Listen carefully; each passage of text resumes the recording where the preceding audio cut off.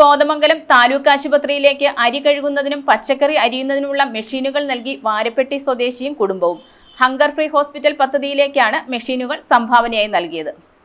കോതമംഗലം താലൂക്ക് ആശുപത്രിയിൽ പ്രവർത്തിച്ചു വരുന്ന ഹങ്കർ ഫ്രീ ഹോസ്പിറ്റൽ പദ്ധതിക്ക് ആവശ്യമായ മെഷീനുകൾ നൽകി വാരപ്പെട്ടി സ്വദേശി ജോബിയും കുടുംബവും പദ്ധതിക്ക് ആവശ്യമായ അരി കഴുകുന്നതും പച്ചക്കറി അരിയുന്നതുമായ മെഷീനുകളാണ് സംഭാവനയായി നൽകിയത്.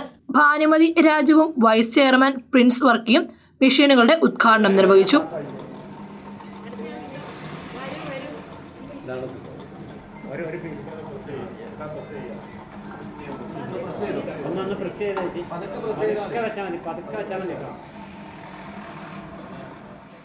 കുട്ടമ്പുഴ ആദിവാസി മേഖലകളിൽ തൊട്ട് മറാഠവറ തൊട്ട് അങ്ങനെ ദൂരെ 15-20 കിലോമീറ്റർ അകലെ നിന്നുള്ള ആളുകൾ ഇവിടെ രോഗികളായിട്ട് കടന്നു വരുമ്പോൾ അവരുടെ കൂട്ടിരിപ്പുകാർക്കും അവർക്കും ഒരു നേരത്തെ ഭക്ഷണം കൃത്യമായിട്ട് 3 നേരം ഭക്ഷണം കൃത്യമായിട്ട് അവരുടെ സാമ്പത്തിക സ്ഥിതി അനുസരിച്ച് അത് ആർജിച്ച് അവർക്ക് കൊടുക്കുക എന്ന് പറയുന്നത് അത്ര പ്രായോഗികമായ കാര്യമല്ല.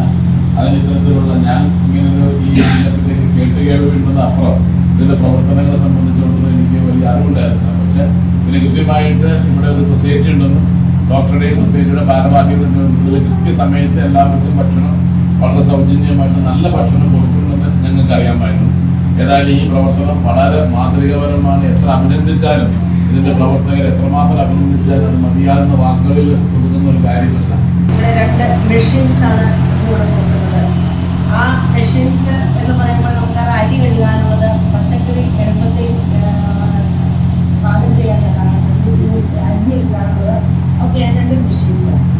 അപ്പോൾ അതിൻ്റെ ഒരു ഉദാഹരണമാണ് ഇവിടെ നടത്തുന്നത്. പിന്നെ ഇവിടുത്തെ സാധാരണക്കാർക്ക് ഭക്ഷണം കൊടുക്കുന്നത് എന്ന് പറയുന്നത് ആശുപത്രിയിലെ രോഗികൾക്ക് അവരുടെ ബൈസ്റ്റാൻഡേഴ്സിനൊക്കെ ഇവിടുന്ന് ഭക്ഷണം കൊടുക്കുന്നുണ്ട്. സൊസൈറ്റി പ്രസിഡന്റ് EV എബ്രഹാമിന്റെ അധ്യക്ഷതയിൽ കൂടിയ യോഗത്തിൽ സെക്രട്ടറി PK മണിക്കുട്ടൻ, ആരോഗ്യ standing committee chairperson Sindhu Jijo, ward councillor mini Mathew, ആശുപത്രി സൂപ്രണ്ട് ഡോക്ടർ സാംബോൾ എന്നിവർ പ്രസംഗിച്ചു. News desk Muvattupuzha news. എന്റെ കാഴ്ചയ്ക്ക് ചില ബുദ്ധിമുട്ടുകൾ അനുഭവപ്പെടാൻ തുടങ്ങിയത് ഈയിടെയാ. ആദ്യം ടെൻഷനായി. മകളാ പറഞ്ഞത് അഹല്യയിൽ പോകാൻ. അഹല്യയ്ക്ക് 30 വർഷത്തെ പാരമ്പര്യവും വിശ്വസ്തതയുമുണ്ട്.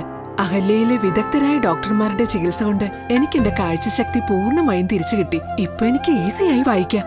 നേത്ര സംരക്ഷണത്തിന് നമ്മുടെ Ahalya. Ahalya foundation eye hospital, കേരളത്തിൽ എല്ലായിടത്തും.